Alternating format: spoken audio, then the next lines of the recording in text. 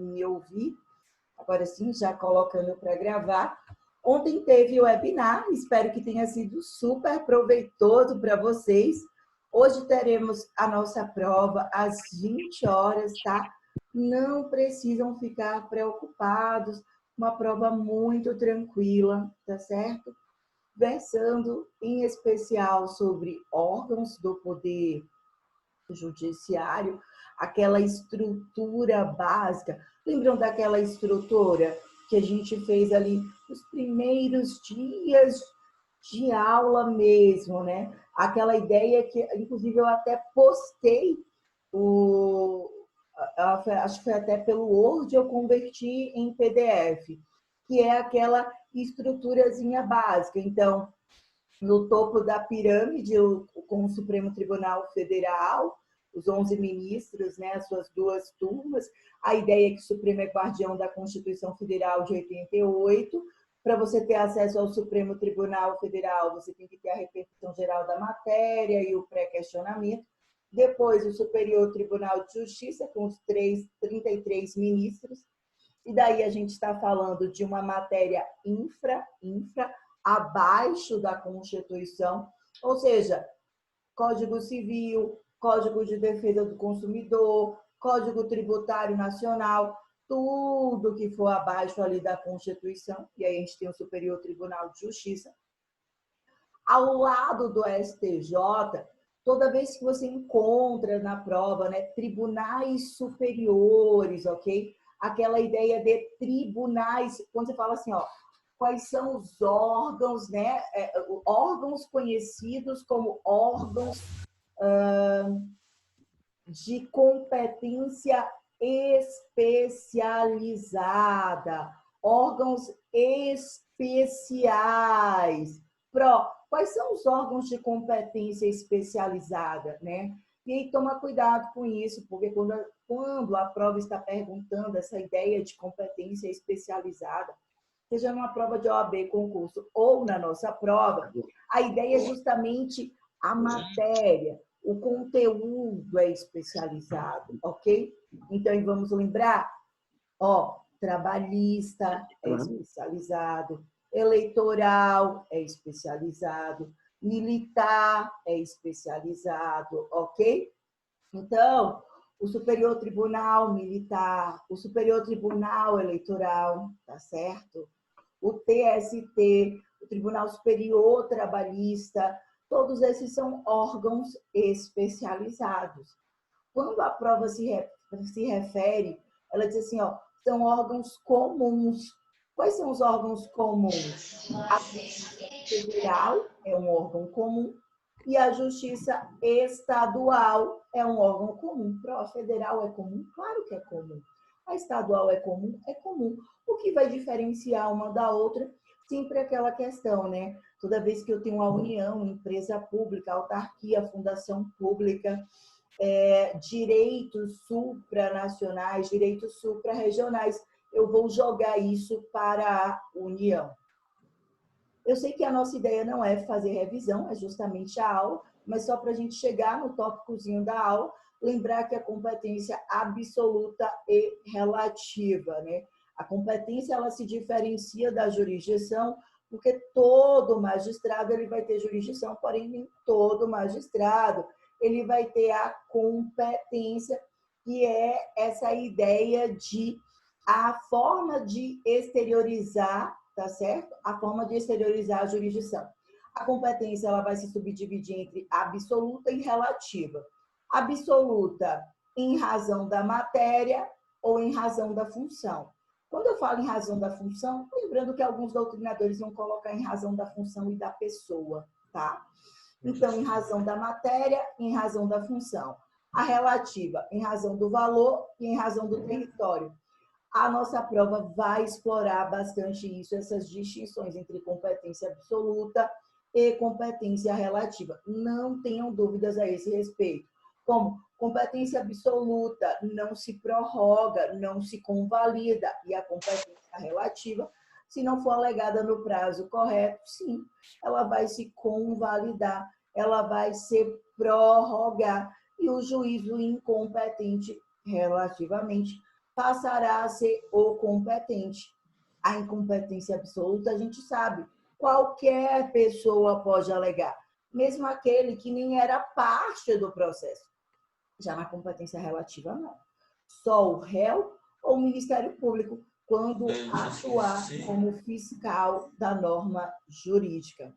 Na competência, ou melhor, na falta da competência absoluta, o magistrado ele pode decretar a mesma de ofício, ou qualquer parte poderá alegá-la, ou mesmo qualquer pessoa. Na falta da competência relativa, que é a incompetência relativa, o juiz não pode se declarar de ofício incompetente relativamente, seja em razão do território, seja em razão do valor da causa. Ou a parte ré alega, ou o Ministério Público alega, ok? Muito cuidado com isso. Amores, incompetência absoluta, incompetência relativa. Quando vocês chegam no Código de Processo Civil, tem uma parte denominada de modificação da competência, tá? Que é justamente quando a gente estuda a ideia da conexão, da continência, artigos 55, 56 do nosso Código de Processo Civil. Isso vai estar na nossa prova, porque são formas legais, tá certo? Possibilitadas pela nossa legislação de se alterar a competência. Tranquilo? Como assim, Pro, de se alterar a competência? Primeiro que a gente tem que lembrar do conceito: litispendência, conexão e continência. Vamos lá? Litispendência. Eu tenho mais de um processo, então eu posso ter 2, 3, 4, 5. E entre esses processos, eu tenho os mesmos elementos da ação. Então, eu tenho a mesma parte, a mesma causa de pedir e eu tenho o mesmo pedido. Ou seja, são ações idênticas. É como se o autor ele tivesse dado entrada no processo uma vez, 2 vezes, 3 vezes, 4 vezes. Isso aí, ó, ele está repetindo. Perceba que apenas um processo vai subsistir, não é nem reunir um com o outro, porque eles são idênticos, eles são iguais, percebeu? Então, qual o processo que vai permanecer? Aquele que foi distribuído primeiro, que é o que a gente chama de juízo pré-vento, e todos os outros vão morrer, vão ser arquivados, vão ser baixados, vão ser sentenciados sem resolução do mérito. Minha pró, por quê? Ora, porque houve litispendência. Eu tenho processos, ok, que estão que tem ali uma semelhança, uma igualdade com os mesmos elementos da ação. Partes, causa de pedir e pedido. Vou repetir. Partes, causa de pedir e pedido. Sucesso? Continua comigo. Totalmente diferente da litispendência, sobrevive um processo e morrem todos os outros. Beleza? A gente tem o que se chama de continência. Vem comigo. Uma ação continente. Continência, continência, continente. Significa dizer que eu vou ter mais de uma ação. Então, eu posso ter 2, eu posso ter 4, eu posso ter 5, eu posso ter 6, eu posso ter 7. Não importa. Vou, pelo menos, ficar aqui com 2. Pro, o que eu vou ter de idêntico ou semelhante entre elas? Causa de pedir e pedido. Continência, eu tenho semelhante, eu tenho parecido, causa de pedir e pedido. Inclusive, o que pode acontecer? Em uma, a causa de pedir e o pedido, inclusive na outra, ela abarca, né? A causa de pedir, o pedido é até maior e abarca a causa de pedir, o pedido dessa ação. Aí, o que vai acontecer, tá? Isso é muito importante. Vai haver uma modificação de competência. Como eu não tenho as mesmas partes na continência, não vai haver a extinção de processo. Vai haver a reunião de processo. Ou seja, eu vou reuni-los em um juízo só para julgamento. O que vai julgar? um processo, uma relação material e uma relação jurídica processual, e que também vai ser responsável por julgar essa outra relação material e jurídica processual. Só que ao invés de um processo ser julgado em Nanuque, Minas Gerais, e o outro em Nova Venécia, Espírito Santo, eu vou reunir isso tudo em um juízo só. Ou vai ficar em Nanuque, Minas Gerais, ou vai ficar em Nova Venécia, Espírito Santo. Como é que eu sei com quem é que eu fico? Com quem é que fica? Lembra da resposta. A resposta para tudo é o quê, bebê? Juízo prevento. Sinta, juízo prevento, juízo prevento. E daí eu até te expliquei. Juízo prevento não é mais aquele juiz que vai primeiro despachar o processo, tá? Não existe isso. Ou que vai tomar a primeira decisão do processo. Não existe isso. Juízo prevento, na verdade, é o juízo para o qual o processo vai ser distribuído primeiro. Pronto. Foi distribuído para a doutora Giovana, a juíza, né? Vai ser aqui, ela está preventa, é o fenômeno da prevenção. Não, foi distribuído para Moroni, ok? Juízo prevento. A distribuição faz com que ocorra a prevenção. Então, vem comigo. Litispendência. Sobrevive um processo, morre os demais. Extinção dos demais processos sem resolução do mérito, baixa e arquivamento. Continência. Reunião dos processos em um único juízo para decisões não conflitantes, não contraditórias. Vai decidir ambas as relações jurídicas, materiais e processuais. Amores, falamos da litispendência, falamos da continência. Está faltando quem, bebê? Está faltando a conexão. O que acontece quando eu estou diante de processos conexos? Simples. Na conexão, assim como na continência, não vai morrer um para sobreviver o outro. Não. Na conexão, assim como na continência, eu vou reunir os processos. E eu vou reunir observando o quê? O juízo prevento. Peraí, então, conexão é a mesma coisa que continência. Essa seria a ideia, né? Conexão vai ser a mesma coisa que continência. Claro que não, porque você percebe que na conexão eu vou ter os mesmos pedidos e os mesmos pedidos e a mesma causa de pedir. E que na continência eu vou ter, portanto, essas partes e essa causa de pedir. Então, eles terão distinções, eles não vão ter todos os elementos da ação, como acontece na litispendência. O que a nossa prova faz? O que ela acaba fazendo? Ela acaba brincando com isso. Se você se recordar na hora da prova, você vai lembrar o seguinte, ó. Se na hora da prova é simples, tá? Para não haver confusão. Continência. Continência, você lembrar assim, ó. Causa de pedir. Causa de pedir. E partes. Então, eu não vou colocar idênticas, porque nem sempre são, vou colocar assim, são idênticas ou similares. Pronto, beleza, ok? Conexão, pedido e causa de pedir são idênticas ou similares. São idênticas ou similares. Perceba, qual a consequência, seja para a conexão, ou seja para a conexão, ou seja para a continência?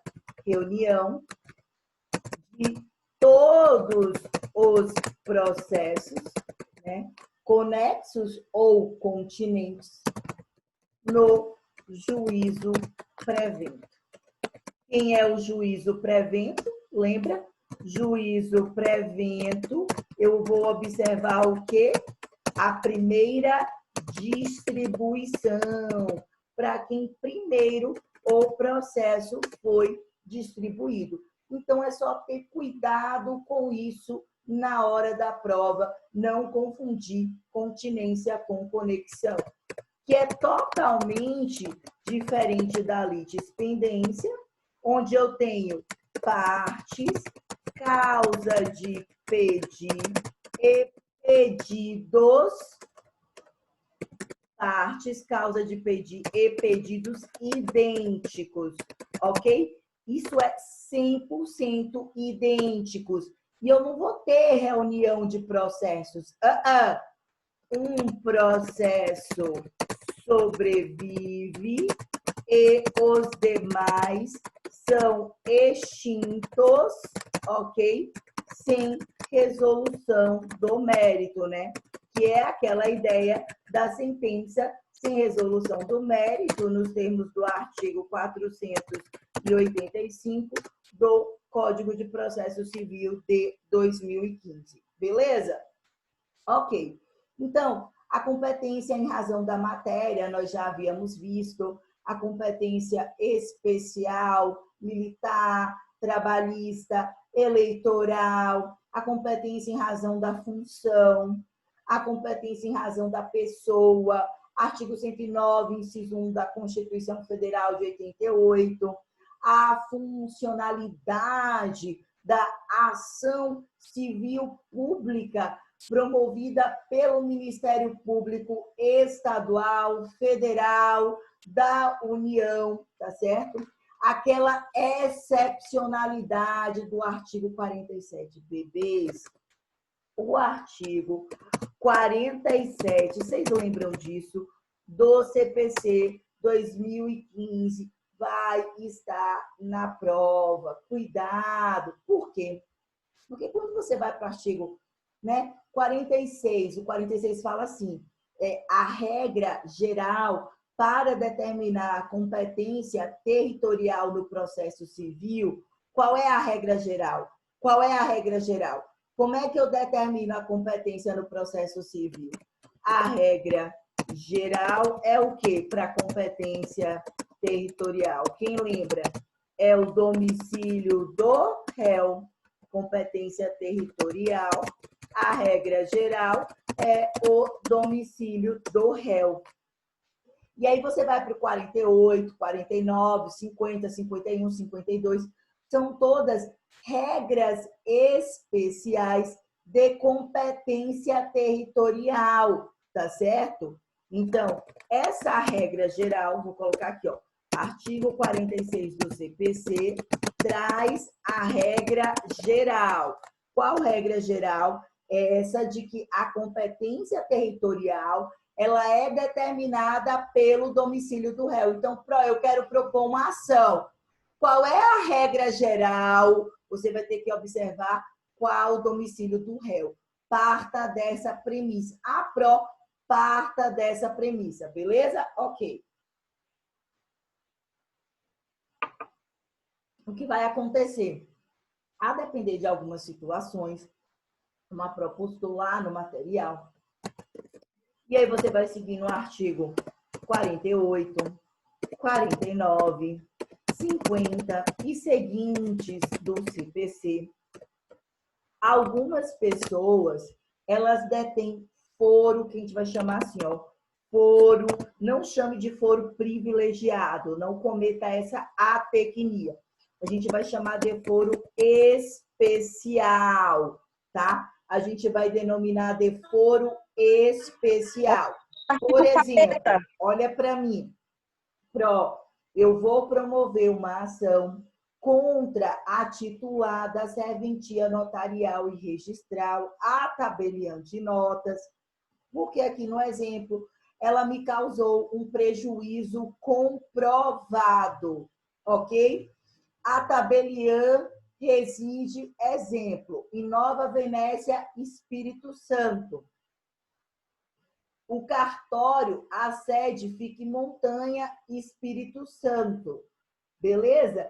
E a pessoa ela reside em Nanuque, Minas Gerais, tá certo? E o prejuízo foi causado em São Paulo. Onde é que ela vai poder propor a ação? Você percebe que mesmo que o ato tenha esse fato gerador do dano ocorrido em São Paulo, o domicílio do autor seja em Nanuque, a titular da serventia resida em Nova Venécia, Espírito Santo, não importa. Dentre as cláusulas do foro especial, que eu até já tinha passado para vocês, eu já havia dito, é o local da sede da serventia notarial e registral. Portanto, a competência é, na verdade, do juízo de direito de montanha, ok? Eu quero promover uma ação contra a União. Eu quero promover uma ação contra o Estado. Como é que eu determino a competência? Tá certo? Como é que eu faço para poder determinar essa competência? Olha que interessante. Amores, vocês vão ter que fazer simplesmente aquela perguntinha, né? Toda vez que a gente está lidando com a União, com o Estado, a gente faz aquela pergunta, inclusive, se a União e se o Estado, se eles estão como parte autora ou se eles estão como parte ré. Então, pensa comigo. Se a União e o Estado, União Federal, Estado de Minas Gerais, Estado do Espírito Santo, Estado da Bahia, não importa, se estão como parte autoras e querem propor uma ação em face de alguém, vão ter que propor essa ação no domicílio do réu. Vão ter que propor esta ação no domicílio do réu. Muito advogado, que já tem muitos anos como causídico e que desconhece isso. O que a União costuma fazer? Ela é parte autora e, como tem sede em Brasília, Distrito Federal, costuma propor a ação em Brasília. Se o réu está domiciliado em Montanha, Espírito Santo, sinto muito, bebê. Sinto muito. Venha propor a sua ação aqui, ok? A mesma coisa para o estado do Espírito Santo e por aí vai. Amores, outras situações muito especiais, como, por exemplo, o fato de que, olha, o casal ele está se divorciando, nós falávamos até isso na semana passada. Então, o casal está se divorciando, ok? Quando você estava no CPC de 73, era tudo muito simples para isso. Porque você dizia, olha, verifica o domicílio da mulher. A mulher tem um foro especial. Aonde ela estiver, você vai ter que propor a ação de divórcio ali. Não existe mais o foro, esse foro especial da mulher, né? O legislador veio com uma falácia, e eu digo que é uma falácia mesmo, aduzindo que a mulher chegou no mesmo patamar em pé de igualdade econômica, social, política e etc., que o homem, e que por isso não demandaria, não necessitaria mais desse foro especial que detinha antes. Então, observa. Marido e mulher estão se divorciando. E aí, minha qual a competência para propor uma ação de divórcio, de separação, de anulação de casamento, de reconhecimento e de solução de união estável, de restabelecimento de sociedade conjugal? Simples, simples, tá? Eu vou ter que verificar qual dos divorciandos que está com a guarda do filho incapaz. Então, o casal que está se divorciando tem um filho que ainda não atingiu a capacidade civil absoluta, ou seja, o casal que está se divorciando tem um filho que ainda não completou os 18 anos, A PRO tem, beleza. Esse filho ou esses filhos ficaram com quem? A PRO ficaram com a mãe. Ok. A mãe reside onde? Em Niterói, Rio de Janeiro. Então, a ação de divórcio vai ter que ser proposta em Niterói, Rio de Janeiro. Massa. PRO, vem cá. E se o casal está se divorciando e eles não possuem filhos, ou até possuem, PRO, mas são todos maiores e capazes? Ok. Então, eu vou observar o último domicílio do casal. PRO, o último domicílio do casal foi Salvador, Bahia, mas aí aconteceu um adultério. E por conta disso, um foi lá ficar com a família em Guarulhos, São Paulo, e o outro foi para Natal, Rio Grande do Norte, ok? Então, perceba que a ideia é sempre o último domicílio do casal. Então, se um sai, eu vou ficar com a família, e o outro ficou no domicílio do casal, ok? Então, se um ficou no domicílio do casal, eu vou ter que propor no domicílio do casal. Se ambos saíram do último domicílio do casal, vai sair na frente aquele que propôs primeiro, porque daí a ação de divórcio tanto pode ser proposta, por exemplo, lá em Guarulhos, São Paulo, quanto em Niterói, Rio Grande do Norte. Então, amores, são tantas minúcias, por exemplo, para a questão da determinação da competência territorial, quando você vai, por exemplo, para o inventário, partilha, sobrepartilha, meação, cessão de direitos hereditários, o que você observa, né? A competência é determinada pelo quê? PRO, eu vou ajuizar uma ação de inventário e partilha. E agora, minha PRO, o que eu vou observar? Onde o decujus morava, onde ele faleceu, onde ele foi enterrado, onde ele possuía bens. Ou seja, como é que eu faço para determinar essa competência? Perceba que essa competência não é ao léu, não está por um acaso, mas está tudo redigido no CPC. E ele te diz, você vai observar como regra o domicílio do autor da herança. Ou seja, onde é que residia quem faleceu? Para o Joãozinho, ele estava a caminho de Rondônia, sei lá, e faleceu em Cuiabá. Não importa. Onde era o domicílio dele? Em Montanha. Então, pronto. A ação de inventário e partilha vai ter que ser proposta em Montanha, Espírito Santo. PRO, ele não tinha domicílio certo, ok? Ele vivia viajando.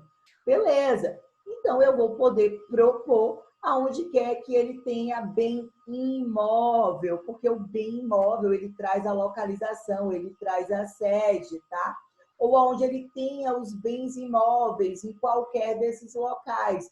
PRO, não tem bens imóveis, tá? Aonde quer que ele possuísse aí quaisquer dos bens imóveis. Ou seja, existe um regramento de competência territorial. E aí você vai para o 46, para o 48, 49, 50, 51, 52, 53, 54. Ele vai falando, olha, toda vez que eu estou diante de um réu, que é um réu incapaz, tá? Ou seja, toda vez que eu estou diante de alguém que não atingiu a capacidade absoluta porque está sendo assistido ou representado, eu vou ter que propor a ação. O juízo competente não é o juízo desse menor impúbere, não é a localidade da residência dele, e sim do seu representante, do seu assistente, do seu tutor, do seu curador, do seu responsável. E muita gente acaba pecando por isso, justamente por desconhecer a legislação processual civil, ainda mais no que pertine à competência. Mas tudo isso para te dizer o seguinte: cuidado, cuidado, cuidado com o artigo 47. Por que com o artigo 47? Porque de todos os artigos que eu falei, bebê, eu estou falando de quê? Competência territorial. Competência territorial. Como eu determino a competência territorial? Como eu determino a competência territorial? Isso quer dizer que se o réu ou o Ministério Público não alegar no prazo correto, o juízo incompetente territorialmente, ele passa a ser o... Lembram disso? Lembram disso? O que a gente falava? Ele passa a ser o competente. Isso mesmo. Fenômeno que a gente denomina de prorrogação, convalidação da competência. Contudo, porém, todavia, cuidado com o artigo 47 do CPC, porque lá no caput e parágrafo, ele traz uma exceção. Ele traz hipóteses de competência absoluta e não de competência relativa. Isso mesmo. Ele traz hipóteses de competência absoluta, eu repito, e não de competência relativa. Então, amores, não errem isso na prova, ok? Propriedade. Olha para mim, olha para mim. Você percebe que é tudo pertinente a um conteúdo que vocês vão estudar isso em direito civil ainda lá para o quarto ou quinto semestre, tá? É um conteúdo patrimonial. O nosso direito civilista brasileiro dá muita importância, até demais. É um conteúdo de cunho patrimonial, chamado assim, ó, direito real imobiliário. Vou repetir, direito real imobiliário. Então, tudo que diz respeito a, grava, propriedade, servidão, ok? Não vou falar na ordem porque eu gravei de outra forma. Nunciação de obra nova, demarcatória, divisão, vizinhança, ação possessória imobiliária, não se tratam de hipóteses de competência territorial, e sim de hipóteses, tá certo? De competência em razão da matéria e, portanto, competência absoluta, ok? Por isso, por mais que a parte ré não alegue no prazo correto, esse tipo de juízo incompetente, ele não vai poder se tornar competente. Mas por quê? Bom, eu diria que o legislador ele dá uma importância demasiada à matéria, porque o direito de propriedade ele foi elevado a um direito quase que supralegal, no sentido de estar prescrito como um direito fundamental. Então, quando você está discutindo direito à propriedade, quem vai usucapir ou não, quem usucapiu, né?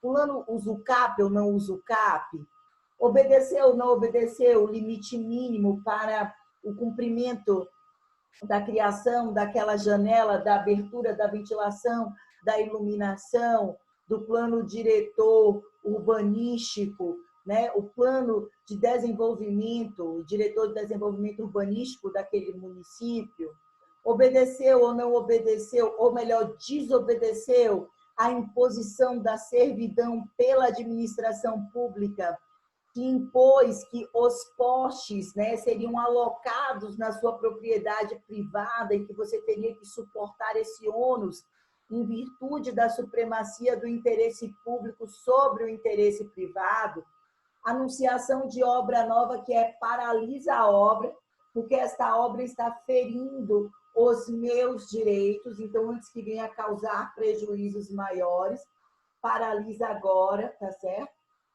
Porque está ferindo um direito urbanístico, um direito de vizinhança. Uma ação possessória imobiliária, uma reintegração de posse, uma para ver quem tem a melhor posse, uma emissão na posse para quem nunca teve posse. Perceba que quando você vai para o artigo 47, ele é muito claro. São hipóteses de competência absoluta e não de competência relativa. Portanto, tudo que você aprendeu sobre competência absoluta, você vai ter que aplicar para essas situações do artigo 47. Ô, Pro, e as demais lá, tá? Do artigo 48 do inventário e partilha, competência relativa. O PRO e aquelas hipóteses lá do artigo 49 do réu ausente, tá certo? Que aí é o último domicílio aonde ele foi localizado, tá certo?